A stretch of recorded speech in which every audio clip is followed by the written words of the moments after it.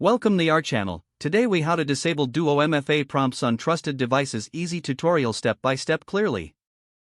To begin, open your web browser and navigate to the Duo security website. Log into your account using your username and password. Once logged in, locate the settings or profile section of your Duo account. In the settings menu, look for the option labeled security settings or two-factor authentication. Click on this option to access your Find the section that mentions Remember this device or Trusted devices. Enable the option to remember your device for future logins. This setting may allow you to reduce or eliminate MFA prompts on the trusted device. If available, check any additional options related to device trust or trusted browsers. After making your selections, make sure to save any changes you have made. You may then be prompted to complete a final authentication step. Follow any on-screen instructions to confirm your changes. Once completed, log out of your Duo account and log back in. You should notice a reduction in MFA prompts when accessing your account from the trusted device. If MFA prompts continue, revisit your settings to ensure the adjustments were saved properly. For further assistance, consult the Duo security support documentation.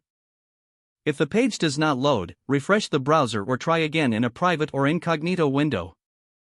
Make sure you are using the correct email address, then retype it carefully to avoid small typos.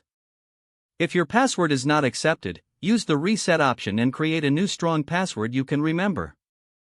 Check your spam folder for verification or security emails, then complete any requested confirmation steps.